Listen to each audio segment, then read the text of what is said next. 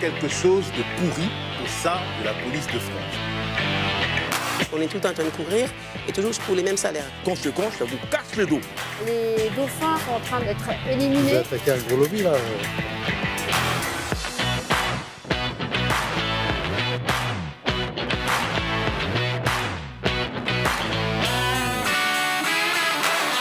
Quand tout sera privé, on sera privé de tout.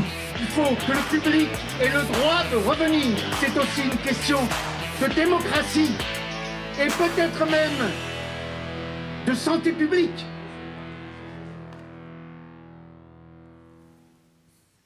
Bonsoir à toutes et à tous, je suis particulièrement heureux d'être ici ce soir avec vous et de vous retrouver pour fêter un événement particulier, les 3 ans d'antenne du média.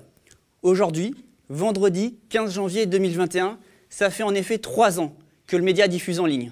3 ans de bataille pour une information différente, un autre regard sur l'actualité. 3 ans d'enquête, 3 ans de reportage, 3 ans d'émissions, d'entretiens, de débats, 3 ans sur le terrain, 3 ans auprès de celles et ceux qui luttent, 3 ans à se battre pour notre indépendance. Alors, joyeux anniversaire à toutes celles et ceux qui nous soutiennent depuis le début, aux sociaux, aux fidèles, à tous les amis du média, à tous ceux qui ont contribué à construire ce lieu alternatif, ce média audiovisuel sur Internet. Je suis vraiment très content d'être là, car pour nos 3 ans, on vous réserve de nouvelles surprises. On a une annonce à vous faire. Quand le média s'est lancé il y a 3 ans, nous avons fait un pari fou, un pari qui semblait dingue. Devenir un média de masse, national, populaire, indépendant et collaboratif. Eh bien, nous avons réussi ce pari fou. Le média va devenir une SIC, une société coopérative d'intérêt collectif, c'est-à-dire une société gérée par les salariés et les sociaux. De manière coopérative, financée que par vous, vous qui nous soutenez. Je vous invite donc à nous rejoindre dans cette aventure et à devenir, si vous ne l'êtes pas déjà, vous aussi sociétaire du média. Il suffit de quelques clics sur notre site internet. On a réussi notre pari, pas seulement parce qu'aujourd'hui, on répond à cette promesse fondatrice du média, mais aussi parce qu'en 3 ans, le média a réuni 470 211 abonnés sur YouTube, 321 530 sur Facebook. On a cumulé sur YouTube 17,6 millions d'heures de visionnage et plus de 100 millions de vues. Nous avons donc réussi à nous imposer dans le paysage de la presse en ligne. C'est un peu solennel, mais je suis vraiment très fier, très content de ce qu'on a fait et de ce que cette équipe de professionnels secondée par les sociaux, a réussi là où les autres nous voyaient échouer. Alors, ce soir, on vous parle de nos projets. Tout de suite, on va retrouver des collègues du média, mais aussi des sociaux pour vous raconter les rouages, les coulisses, les tenants et les aboutissants de cette transformation en société coopérative. Mais d'abord, on va parler de nos programmes. Restez connectés.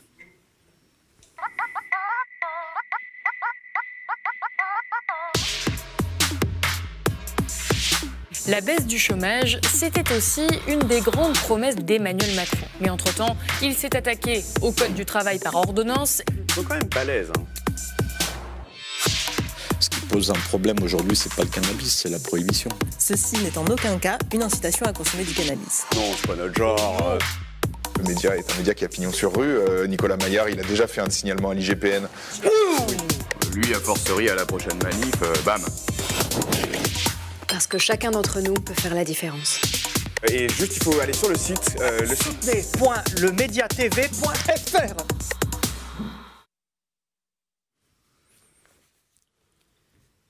Alors, Taha Bouaf et Philippe Ortona m'ont rejoint. Héloïse Bajou qui est en visio avec nous également. On va parler du projet éditorial 2021 du média. Parce que notre ligne éditoriale, elle est toujours la même, hein, c'est le manifeste du média. Mais avec quelles émissions appliquons-nous ce manifeste en 2021 ? Alors d'abord, Taha, Philippot, vous allez bien ? Ça va. Ouais, ça va, merci. Ça va ? Alors, je sais pas vous, mais moi, je suis vraiment très content d'être là avec vous. Je suis très fier parce que déjà, on est une super équipe. Je travaille avec de super collègues et on vit ensemble un moment incroyable. C'est assez extraordinaire ce qui se passe aujourd'hui parce qu'on va parler un peu de vos projets. Mais bon, on devient aussi une SKIC, c'est assez incroyable. Et là-dedans, t'es un peu le nouveau venu du média. Bienvenue dans l'équipe. Tous les deux, vous êtes devenus une sorte de binôme. Vous allez travailler ensemble, vous allez faire du reportage. C'est quoi exactement le projet ? L'objectif, c'est de pouvoir faire des reportages au plus près de ceux qui luttent sur le terrain, des enquêtes, de mettre en lumière, voilà, faire des interviews, de mettre en lumière les injustices et voilà, d'être dans cet esprit du média qui aujourd'hui a 3 ans, c'est de continuer voilà, à montrer une certaine France que certains médias mainstream veulent mettre de côté et c'est de mettre en lumière voilà, ce qui nous semble important, ces contre-récits-là. Au plus près de ceux qui luttent. Donc, un premier reportage que vous avez réalisé ensemble est déjà sorti. C'était lors d'une manifestation en hommage à Cédric Chouviat, une victime tuée par des policiers. Je vous propose de regarder un extrait. En janvier 2019, Cédric Chouviat, un livreur de 42 ans, est mort suite à un contrôle de police. Justice pour toutes les victimes. Moi je me réveille la nuit, je pense à mon fils. Pour moi il y a 2 meurtriers, c'est Laura Jou et Michael Pérez, ça c'est les 2 assassins. Cédric Chouviat est mort exactement de la même façon qu'Adama Traoré. Ils ont eu les mêmes mots, ils ont tous les mêmes mots. J'étouffe, je n'arrive plus à respirer. Vous avez un dossier qui est singulier parce qu'on a à la fois des vidéos, à la fois des témoignages qui montrent avec certitude la responsabilité des policiers. Et en dépit de la multitude d'éléments, en dépit de ces multiples vidéos dont nous disposons, eh bien vous avez un blocage du ministère de l'Intérieur qui refuse de suspendre les policiers. C'est une logique d'impunité, c'est une logique de protection avec des policiers qui continuent d'exercer impunément sur la voie publique. Comment rendre hommage s'il n'y a pas de deuil? Comment faire un deuil si les coupables sont toujours autour de nous, autour de vous, autour de nos parents, autour de vos parents, autour de nos enfants? Alors, Taha, dis-moi, comment tu te sens ici? Tu te sens bien? Tu es content de nous avoir rejoints? Plutôt enthousiaste? Bah ouais, super. Bah déjà, on a déjà bien commencé à avancer. On a fait réaliser une interview il y a quelques jours avec Philippot, d'une policière, toujours en fonction, qui nous a livré un document assez exceptionnel, un carnet qu'elle a tenu, qu'elle tient depuis qu'elle est entrée dans la police nationale, où elle a recensé, où elle a écrit toutes les situations de violence, de racisme dont elle a été le témoin ou la victime pendant son travail. Et donc, elle a accepté de témoigner au bord voilà, de plein de questionnements qui traversent aussi la société en ce moment. Et elle est venue témoigner. Donc, on a réalisé cette interview qui est un témoignage assez important. Voilà, on va peut-être vous montrer un extrait, peut-être. Ok, bah, voilà, regardons. De ce que j'ai pu voir, les chefs de brigade, ils ferment les yeux. Je pense qu'il y a trop de collègues qui font dans ces situations, ils peuvent pas dénoncer tout le monde, ils vont perdre leur effectif. Il y a des collègues qui assument pleinement être ce qu'ils sont. Il y a une fois, il y a un collègue qui m'a dit moi, je suis raciste, je suis violent, je suis facho, et j'aime pas ceux qui traînent dehors pour ne pas les citer. Et il m'a dit ça, tout fier de lui. Et moi, je lui ai dit, mais t'es fier de toi? Tu trouves ça normal, ton discours? Et il m'a dit, oui, moi, j'assume pleinement. Vous étiez tous les deux à ce moment-là? On était tous les deux, il y avait peut-être une ou 2 personnes, mais voilà, chacun avait sa petite conversation. Et je lui ai dit, mais ta mentalité, là, c'est pas la bonne. Les personnes comme toi, ils n'ont pas leur place dans la police. Il était en brigade nuit. Et il m'avait dit, c'est d'ailleurs pour ça que je suis en brigade nuit, je suis pas surveillé, je peux faire ce que je veux. C'est malheureux. Ouais, donc un document assez exceptionnel. Bah, c'est important, d'autant qu'en ce moment, voilà, il y a de plus en plus, j'ai envie de dire, de policiers qui prennent la parole, et aussi des policiers, on va le dire, d'origine maghrébine ou d'origine africaine, et qui, ont peur parce que clairement elle a témoigné de façon anonyme. Quand on voit le traitement qui a été réservé au brigadier-chef Ammar Ben Mohamed, qui a témoigné donc, des milliers de violences, etc., au tribunal de Paris, qui aujourd'hui, lui, est poursuivi. Mais je pense que ça va dans le bon sens, dans le sens où voilà, il y a plein de policiers qui aujourd'hui se mettent à témoigner, et j'espère qu'on pourra continuer à faire ce genre d'interview et que la parole se libère dans la police nationale pour que voilà, clairement, ce qui se passe remonte à la surface. Ouais, parce que là, en ce moment, on est en train de vivre une séquence, c'est un contexte vraiment particulier. Oui, il y a un vrai débat de société sur la question de la police comme jamais auparavant. on remet en question l'arbitraire de l'État, l'arbitraire policier, la violence et tout un tas de gens qui n'étaient pas confrontés jusqu'ici aux violences de la police, notamment des manifestants, les gilets jaunes, etc., qui ont manifesté pour la première fois pour beaucoup d'entre eux, se sont rendus compte que oui, effectivement, la BAC, c'est une brigade de police qui est extrêmement violente. Oui, les CRS sont là pour taper dessus. Donc oui, il y a un débat de société aujourd'hui et j'espère qu'on va pouvoir continuer à travailler sur ces paroles policières-là qu'on entend très peu. Et y contribuer donc. Merci Ta. Philippot, tu restes avec nous. Normalement, une autre journaliste était prévue en plateau, mais c'est du direct et il fallait impérativement qu'elle finisse le montage du reportage qu'elle est en train de réaliser avant le week-end. Il s'agit de Marine Manastiré-Nou qui réalise des reportages sur le terrain avec les socios, ce qu'on appelle les correspondants citoyens. Du coup, à la place, je suis descendu dans les sous-sols du média peu avant que ne commence cette émission et je suis allé lui rendre visite. On l'écoute. Salut Marie, on peut rentrer ? Ouais. Tu fais quoi là ? Du coup, je fais un montage. Au média, on essaye de développer un format de reportage qui se passe généralement en dehors de Paris, donc sur différentes thématiques, et notamment sur des thématiques qui mettent en valeur des alternatives un peu positives, inspirantes au modèle dominant, des luttes citoyennes locales. L'idée, c'est d'aller voir sur le terrain, en région, auprès des sociaux, c'est un truc un peu collaboratif. Du coup, le média, maintenant, ça y est, on a ses statuts de SKIC en coopérative. Et donc, du coup, ça semblait assez évident d'essayer aussi, par rapport à la construction de nos reportages, d'essayer de développer ce modèle-là en collaboration. Et surtout aussi de mettre en valeur des territoires peut-être qu'on ne voit pas souvent dans les médias traditionnels. De pouvoir aussi avoir des lanceurs d'alerte localement parlant. Parce que c'est vrai que nous, on ne peut pas être de partout, on ne couvre pas non plus toute la France. Et on a nos sociaux qui vivent dans toute la France. Et ça serait bien de mettre des sujets proches de ces personnes-là en valeur. Là, tu en as plusieurs en route, j'imagine. Là, on en a plusieurs, mais ce n'est pas forcément avec des sociaux, parce que pour l'instant, on n'a pas encore vraiment eu d'idées qui sont remontées. Et c'est vraiment ça qu'on aimerait. D'ailleurs, je fais un appel à collaboration et à idées de reportage. Ce serait avec plaisir de pouvoir faire ça. On l'a fait en septembre avec Odette Tari et Nicolas Varnet.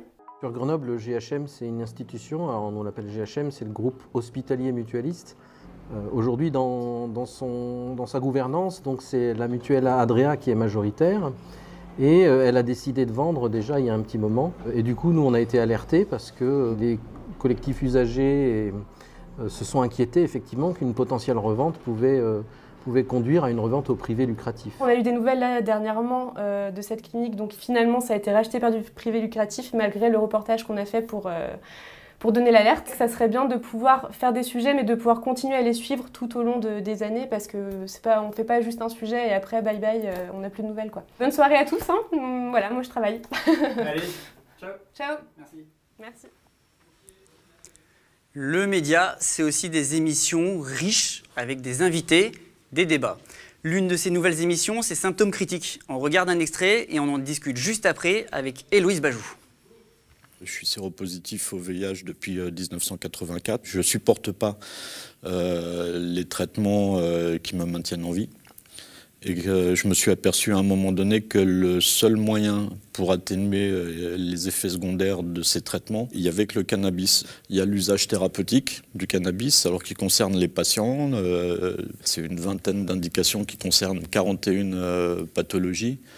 Et les usages sociaux. Si on parle juste de soins de support, vous pouvez mettre le VIH, vous pouvez mettre les hépatites, vous pouvez mettre tous les pathologies invalidantes sévères qui vont avoir des traitements qui vont quand même impacter lourdement la qualité de vie des patients. Par exemple, le CBD agit sur l'angoisse, le THC va aider à dormir et va ouvrir l'appétit. Donc c'est ça les soins de support, c'est en fin de compte, c'est ce qui va permettre à un malade d'esquiver un petit peu tous les problèmes qui vont être liés aux traitements qu'ils sont en train de prendre pour traiter leur maladie.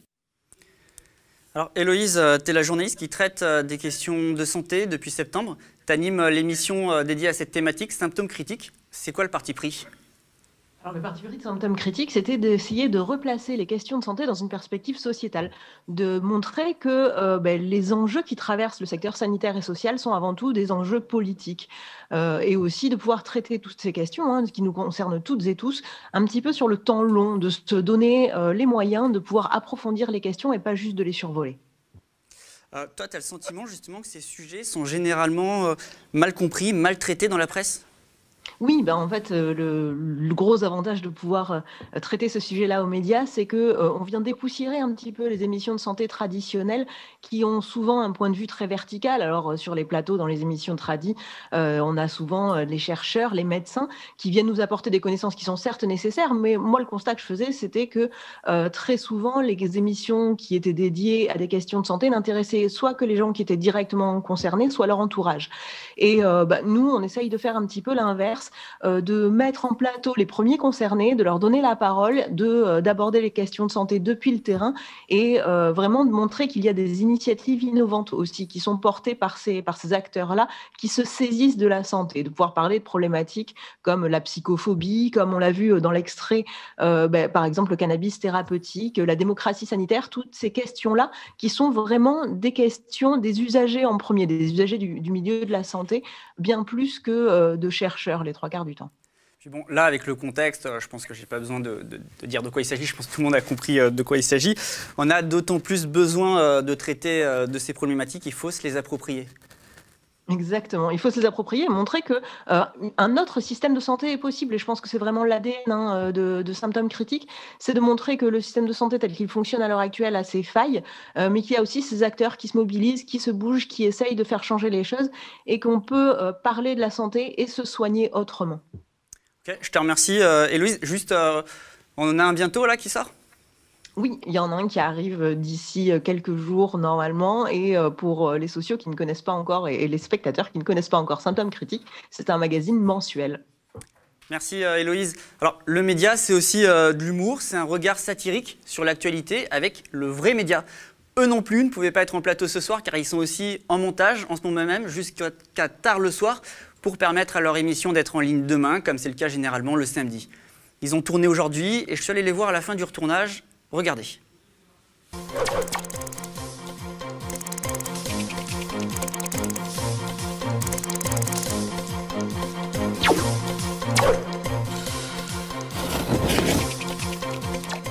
Ça va ? Ça va. Qui êtes-vous exactement, chacun d'entre vous ? Damien, Raphaël et Marion, et à nous tous, on forme le vrai média. Vous faites quoi exactement ? On fait tous les trois tout, c'est-à-dire qu'on fait tous les trois de l'écriture, on réalise tous les trois au tournage avec les comédiens et on fait tous les trois la post-production des émissions. Moi, je monte un peu plus parce que je suis monteuse à la base et Damien et Raph habillent énormément tous les contenus en créant les encarts, les petits inserts qui nécessitent beaucoup d'effets spéciaux, etc. Les voix, tout ça. Les voix. Liberté, qui font rêver.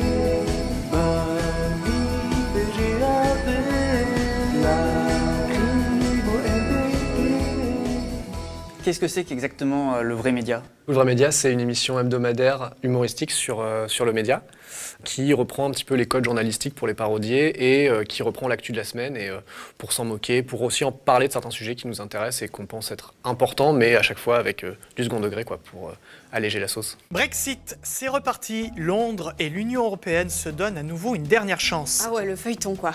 Tu sais que je t'aime. C'est fini. Ah, je m'en doutais. Crois-moi, c'est fini entre nous.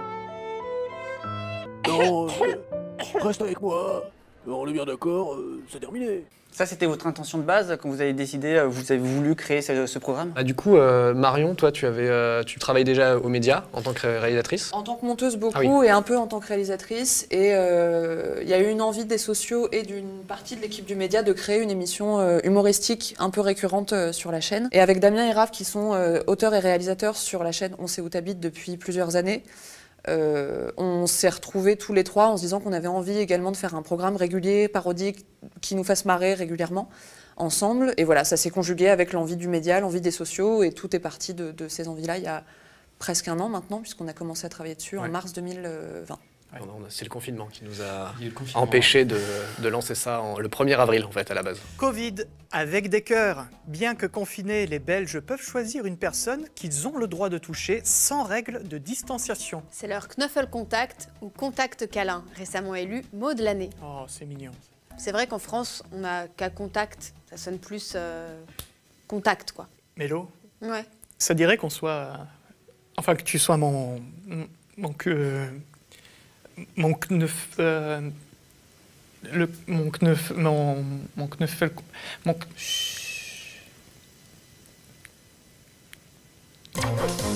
Vous êtes plutôt content, vous vous mariez bien? Pas ouf. Mais... Non, si, c'est trop cool. C'est vraiment très chouette. On a beaucoup tâtonné, on a beaucoup cherché, on a beaucoup travaillé avec les acteurs, et puis je trouve qu'on est de plus en plus content de ce qu'on fait et de notre formule, quoi.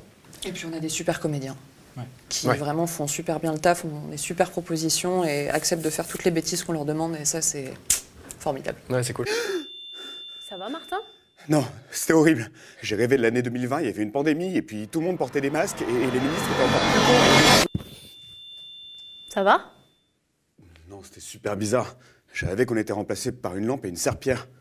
Et t'étais qui? La serpillière. Le média devient Skik, vous êtes toujours de l'aventure, vous continuez avec nous jusqu'à la fin de la saison? Oui, on va être là jusqu'en juin, à peu près toutes les semaines. Et si vous voulez nous suivre, c'est @levraiemédia sur Twitter. Yes. Super, bon, on est ravis. Longue vie aux vrais médias. Longue vie aux vrais médias. Et aux médias. Yes. À bientôt sur Le Vrai Média. On va parler d'un sujet beaucoup moins léger, les morts au travail. C'est le thème d'une série de reportages que Philippot, tu supervises. Tu pilotes une équipe de journalistes là-dessus. C'est un des axes de cette 4e saison du Média. Un épisode d'ailleurs est déjà sorti pendant les vacances de Noël. Je te propose de regarder un extrait, on en discute après. Mon frère est décédé le 24 septembre. Il a chuté le 17 septembre de 5 mètres de haut. En fait, on a été prévenus donc par la police municipale vers 15h. Sur le chemin, j'ai pris ma mère pour aller au CHU. Entre le moment où j'ai pris ma mère et le moment où on était à l'hôpital, j'ai téléphoné à la patronne de mon frère pour avoir un peu plus de nouvelles. Et donc la patronne m'explique que mon frère a fait une chute, qu'au moment où il est tombé, il est conscient, qu'il a été mis dans le coma artificiel par les pompiers parce qu'il avait beaucoup de douleurs et que son pronostic vital n'était pas engagé.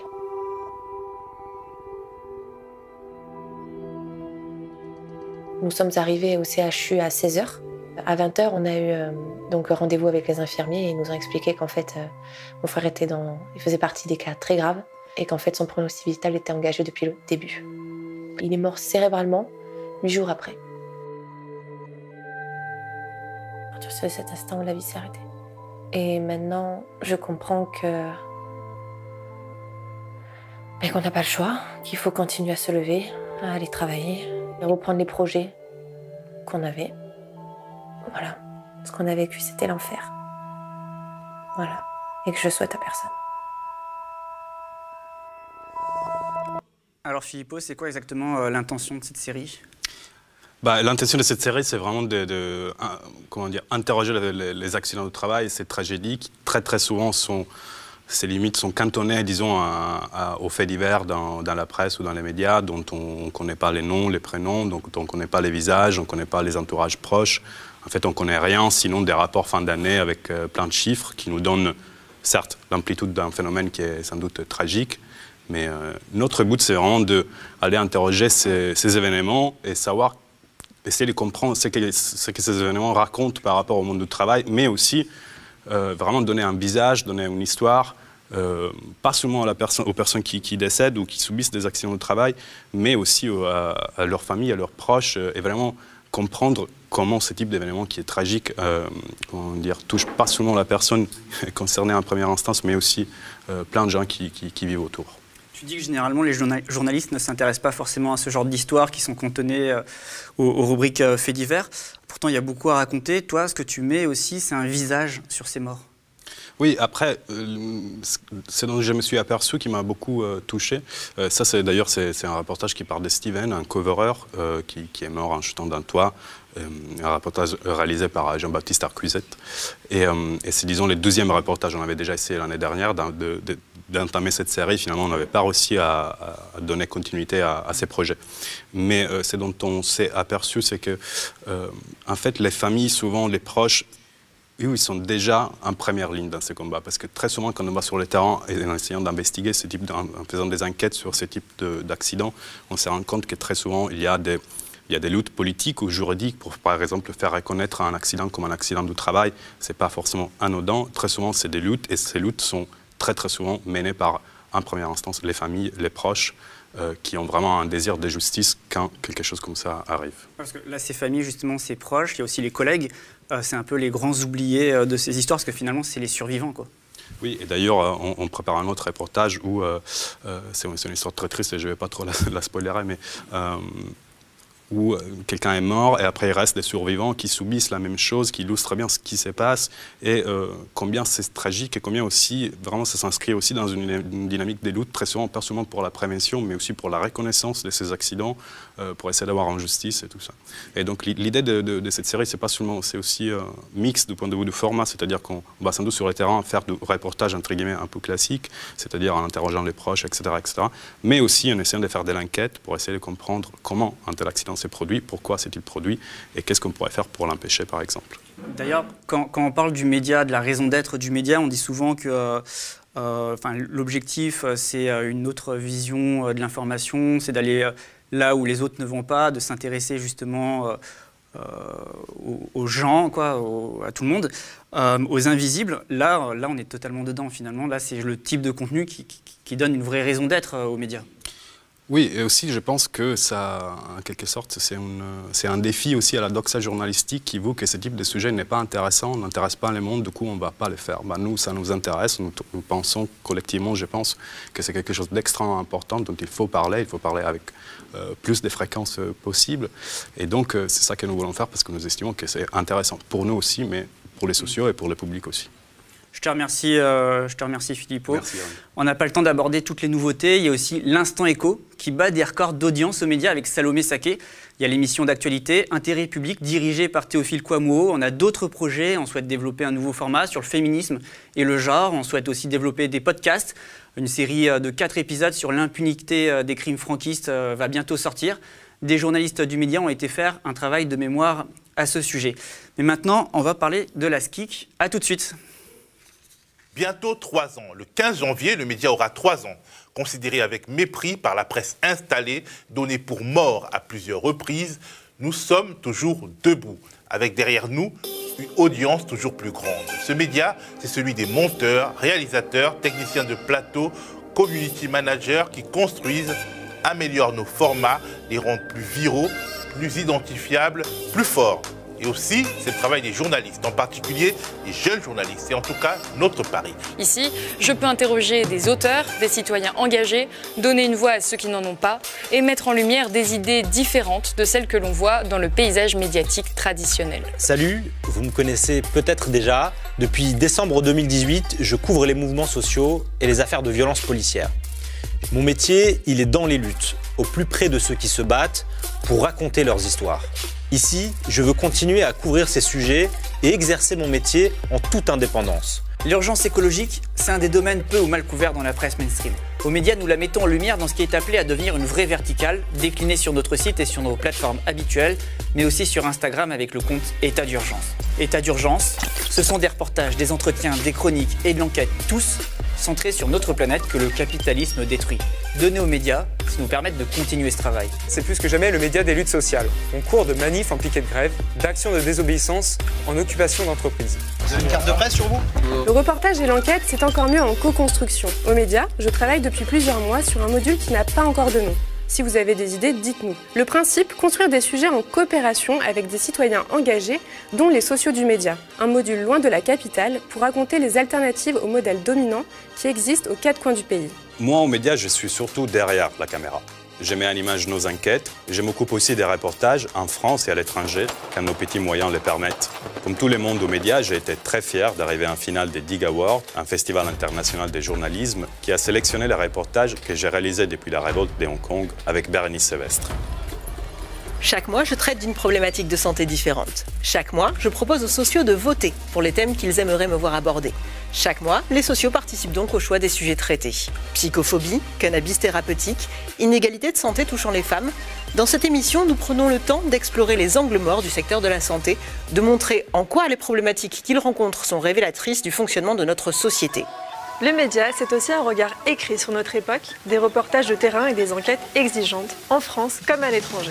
Une analyse du projet de loi contre le séparatisme, une enquête sur l'assassinat d'un opposant en France-Afrique, l'optimisation fiscale décryptée ou le récit de celles et ceux qui luttent encore contre l'impunité des crimes franquistes. Sur le site du média, notre équipe prend l'actualité à rebours avec des contenus de qualité qui n'existent que grâce à vous. Alors qu'un programme politique autoritaire tente de s'imposer à nous, nous avons plus que jamais besoin de médias indépendants du pouvoir et des forces de l'argent. Vous le savez peut-être déjà, mais les dons sont défiscalisés à hauteur de 66%.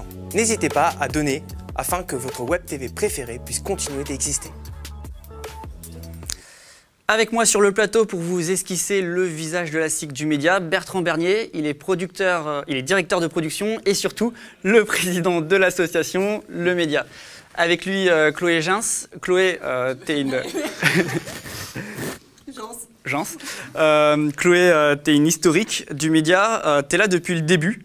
T'es d'ailleurs quelqu'un de très important ici, car sans toi, il n'y aurait pas de site d'actualité et en fait, on serait finalement qu'une chaîne YouTube et non pas véritablement le média avec son site d'actualité. Chloé, t'es développeuse, t'es l'une des salariées les plus investies dans l'aventure. Alors, Chloé, pourquoi une SIC? Pourquoi ce choix? Alors déjà, il faut se replacer à la naissance du média, en fait, à ce qu'on cherchait à faire. L'idée, c'était d'avoir un média qui soit différent, avec une différente, et pour ça, ça demande une indépendance éditoriale.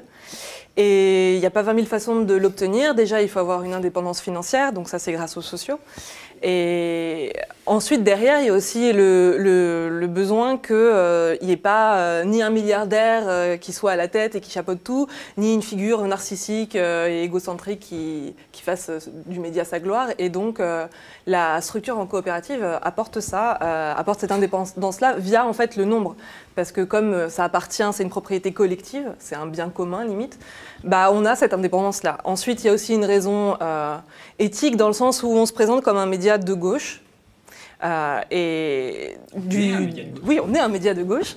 Et de fait, on essaye que notre structure en fait, aille dans le sens de ce qu'on espère pour la société dans son ensemble. Et la coopérative, ça semble pour ça le bon modèle, quoi.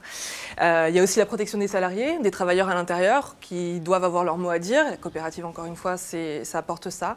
Il y a le fait de partager ce projet avec une sorte d'intelligence collective, de l'ouvrir donc à l'extérieur. Et aussi, d'une certaine façon, comme on a pu le voir, en fait, il y a pas mal de journalistes qui sont quand même très centrés sur Paris et qui ont tendance à être dans une bulle, à toujours se fréquenter entre eux et avoir peu de liens en fait, avec le terrain.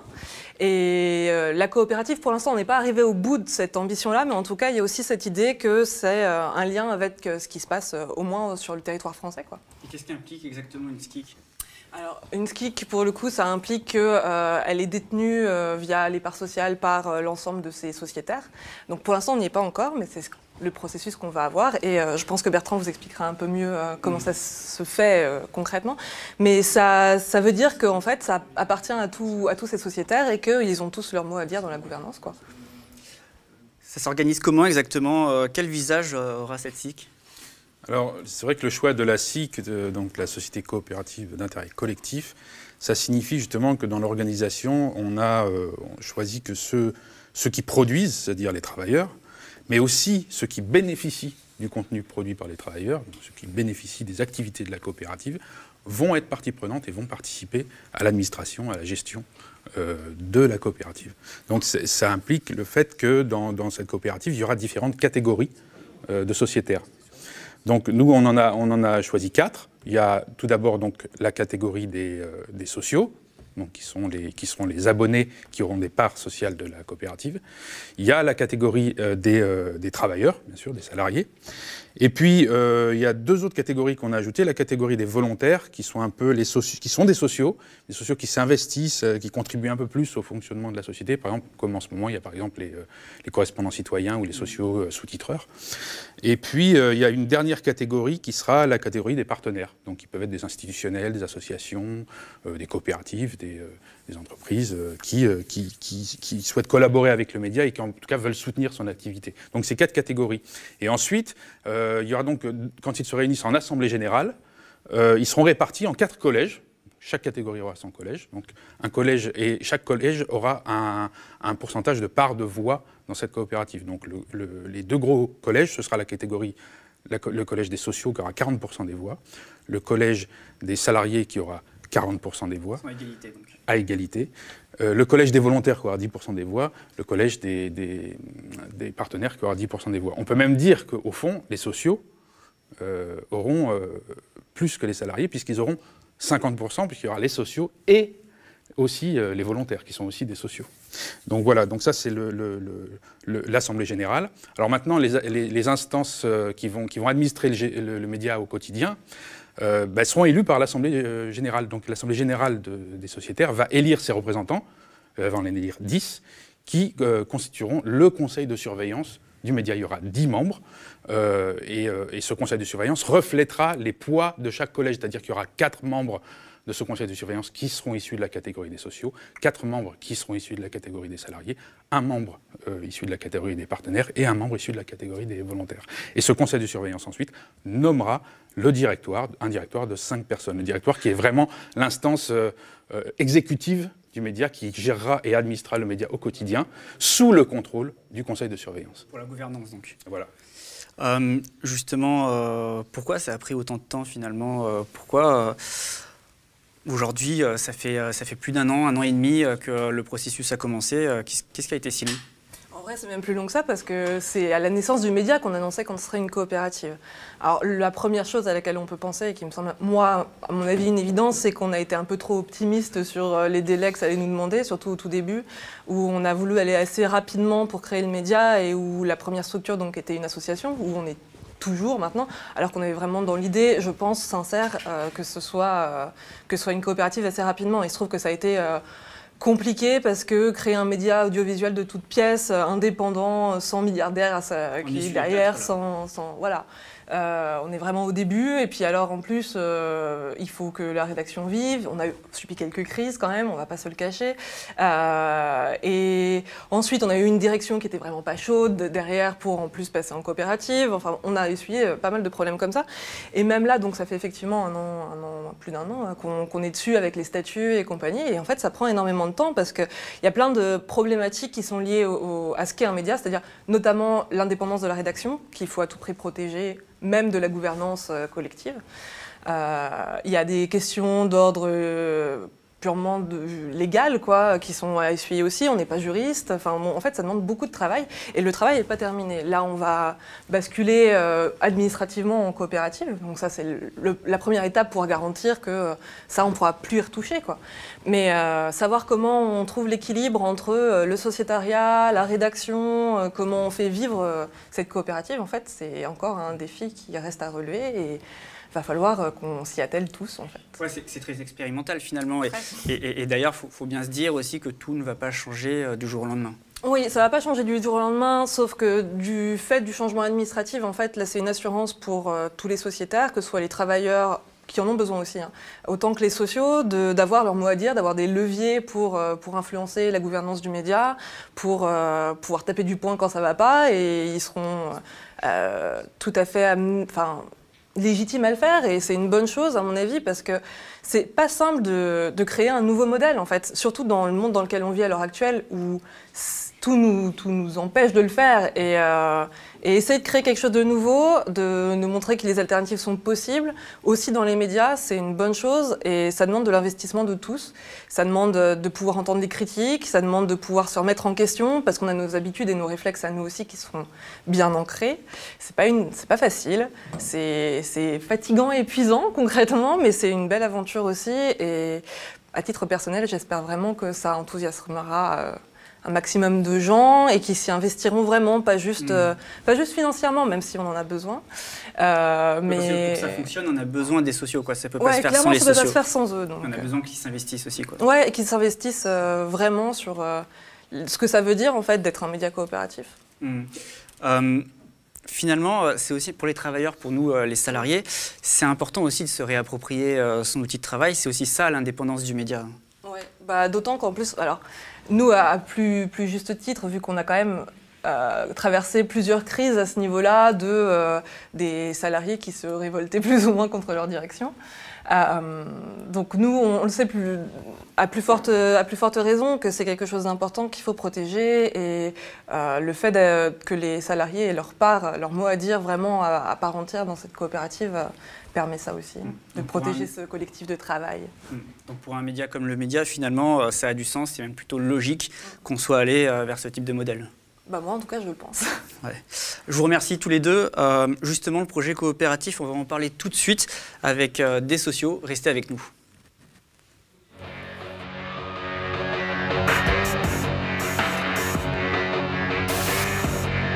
Grâce au montage d'optimisation fiscale qu'ils ont mis en place, le groupe Procter & Gamble est arrivé à ne pas payer 300 millions d'euros de participation qui sont dus aux salariés. On a découvert que Lubrizol échappe en partie en impôts en envoyant chaque année des centaines de millions d'euros au Luxembourg et à Gibraltar. Et chez vous, au courant, il y a une réaction.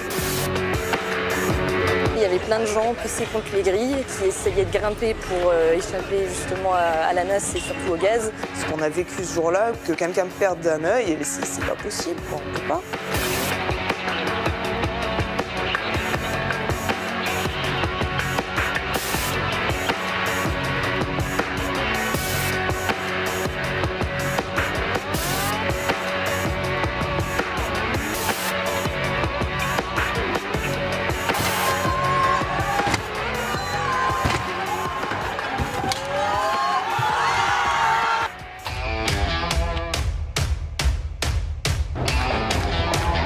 People's businesses are gone, people's houses are gone, people don't work anymore.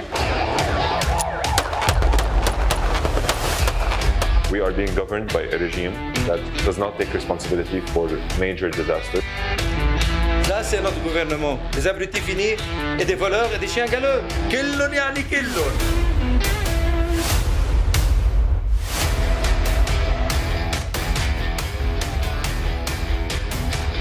Y meterlos a la cárcel, donde tienen que estar, no gobernando.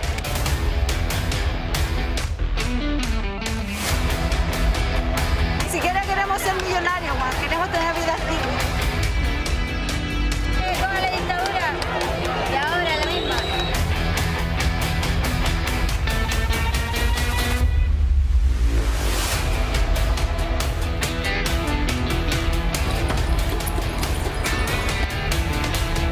It's a movement for universal suffrage, or a movement for independence of Hong Kong. Hong Kong people is willing to sacrifice everything to fight for their own freedom.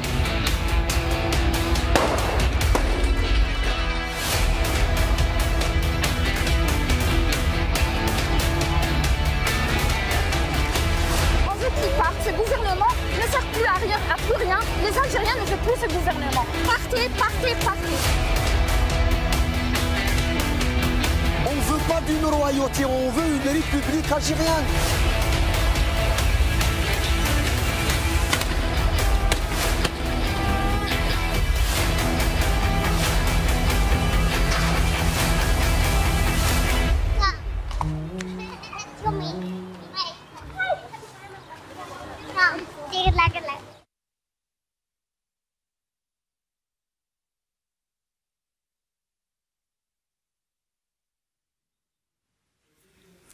C'est la dernière étape de cette émission, celle sur le projet coopératif. Parce que le Média, la SIC, c'est un projet coopératif avec les sociaux. Un dialogue se noue entre salariés et sociétaires, et cet outil de travail, on le construit ensemble. Donc cette réussite, c'est aussi la vôtre.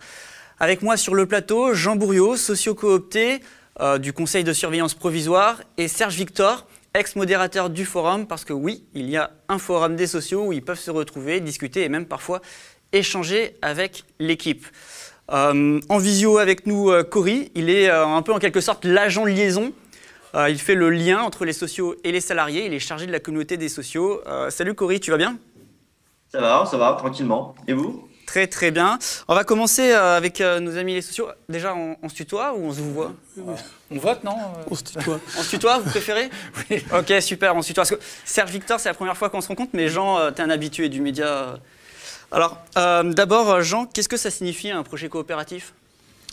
Alors, déjà, Chloé a amené quelques billes. Hein. Moi, je trouve que c'était intéressant de faire le lien, puisqu'en fait, quand nous, on a voulu parler de projet coopératif et lancer cette idée d'un projet coopératif sur 3 ans, c'était de dire, une structure coopérative, c'est essentiel, c'est important, mais dedans, il faut qu'il y ait de la vie, il faut qu'il y ait des échanges, il faut qu'il y ait de la construction, ce que nous, on a appelé l'esprit coopératif.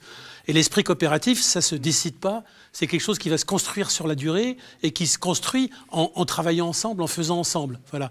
Donc, c'était pour ça, pour nous, l'enjeu du projet coopératif, c'est ça.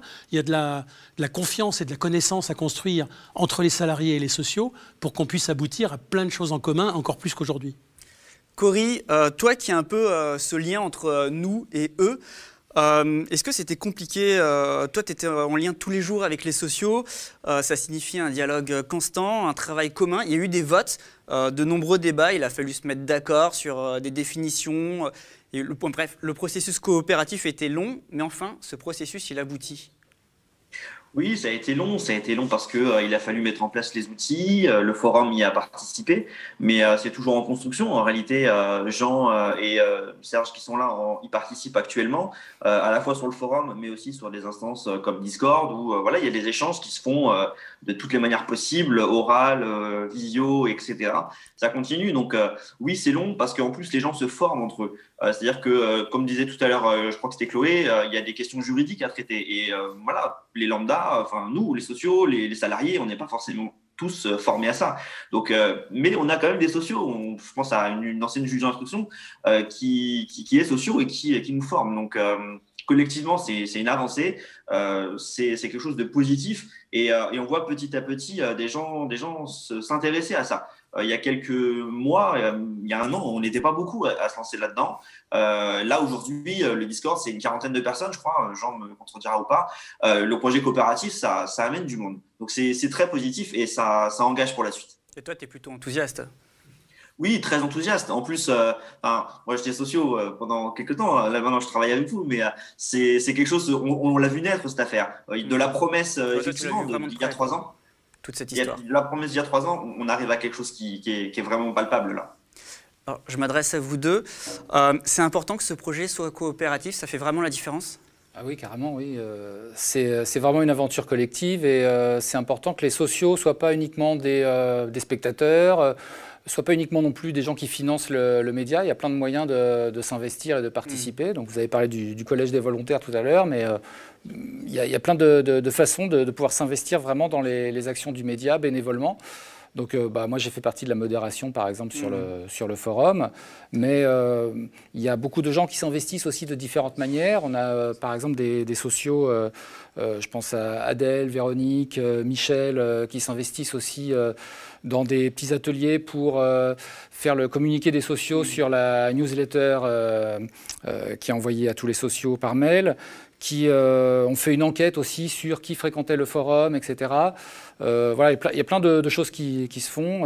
Actuellement, il y a aussi des sociaux, j'en fais partie maintenant, qui participent aux corrections des sous-titres des vidéos.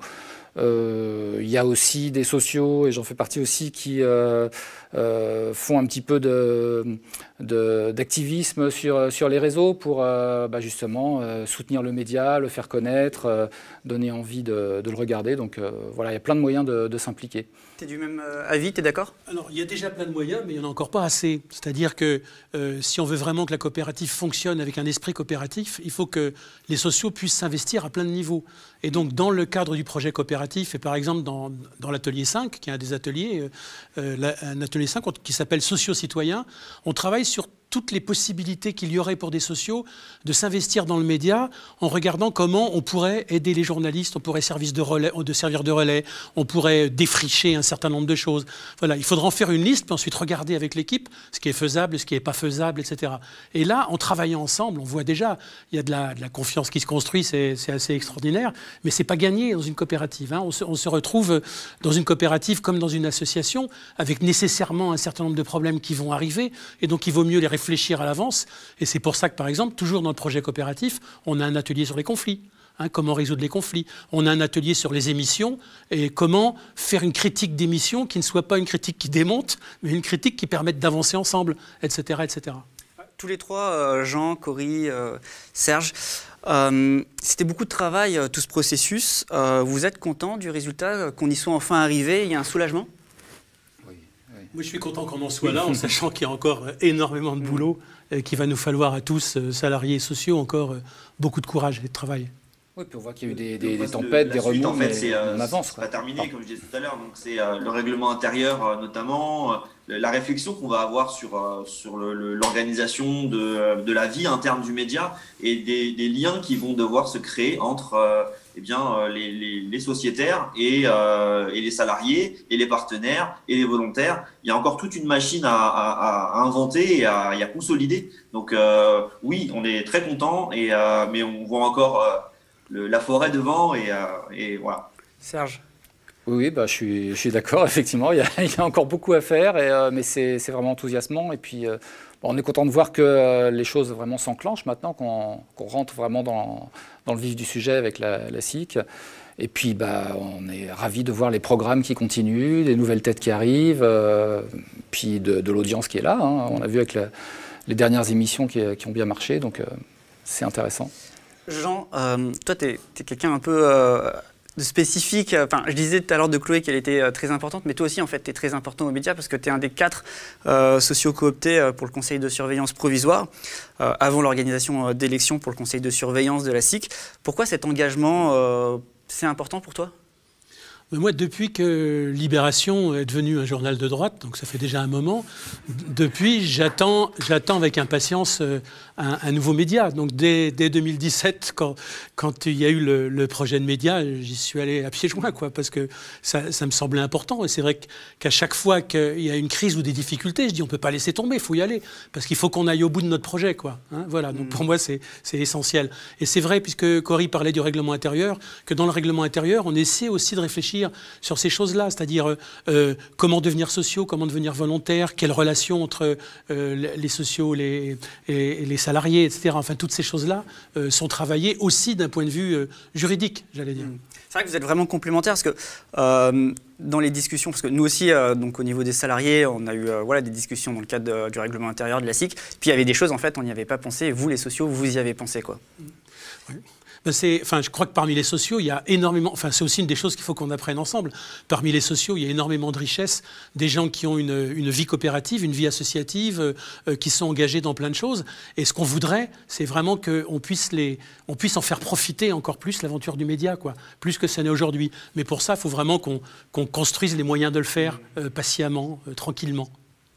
Toi, Serge, tu t'es aussi impliqué, notamment dans la modération du forum. Ce forum, c'est un peu l'espace où s'est organisée la délibération, c'est le processus de construction. Oui, oui. Bah, il y a eu des votes sur le forum, il y a eu des réflexions collectives, il y a eu des choses qui se sont construites, notamment sur les statuts déjà de la SIC. Il y a eu beaucoup d'échanges, beaucoup d'avancées, des fois des impasses aussi, hein, mais c'est normal. Et puis ça continue toujours avec le règlement intérieur. Ça a été abordé sur le forum. Maintenant, c'est abordé aussi sur d'autres espaces comme le Discord. Mais voilà, ça continue de se faire. Et le forum, c'est vrai que c'est important que...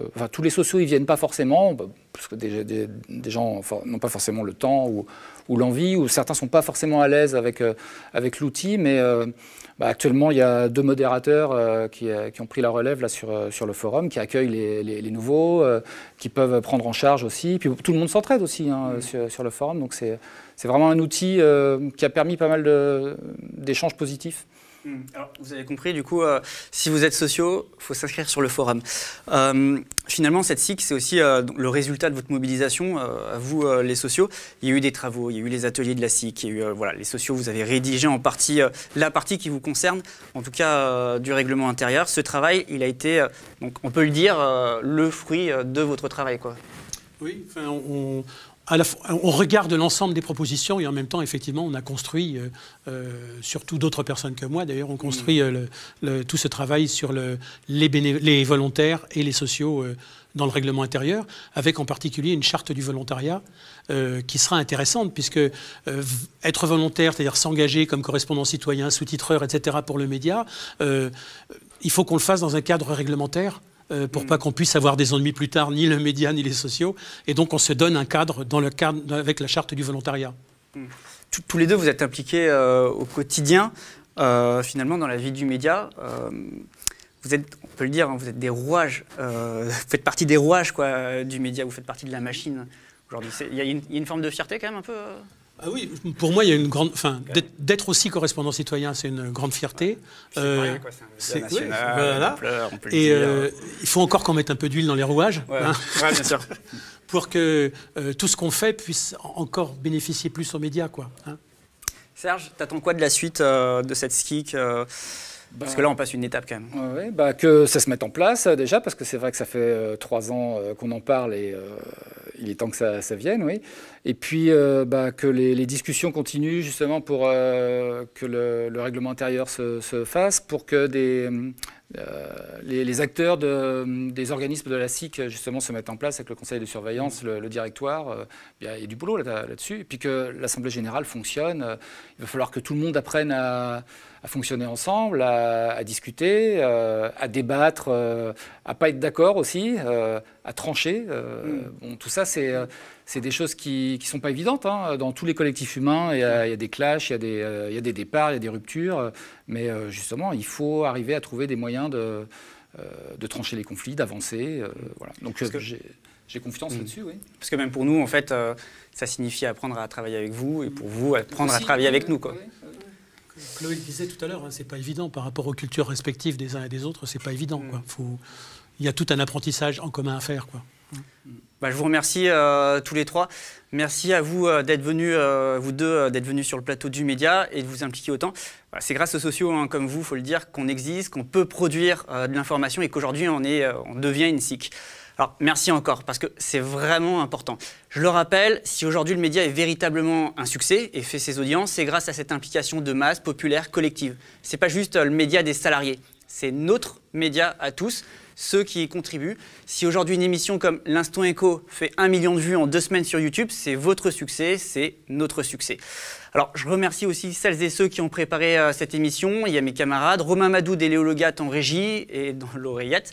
Au cadre, Élie Bonneton et Léo Oisan. Au son, Jordan Escoda, Alexis Debaille au montage des capsules vidéo. On ne les voit pas souvent, mais le média, c'est aussi des travailleurs qui s'activent en coulisses et qui permettent le succès de ce projet. Alors, pour en être, rejoignez l'aventure. Devenez sociaux, devenez sociétaires, fêtez avec nous ces 3 ans. Aidez-nous aussi en partageant l'information, diffusez cette émission, parlez-nous, racontez cette incroyable histoire d'un groupe de travailleurs de l'information et de sociaux qui, ensemble, ont décidé de construire un média indépendant, la première SIC d'ampleur audiovisuelle généraliste de France. Allez, bonne soirée, à très vite.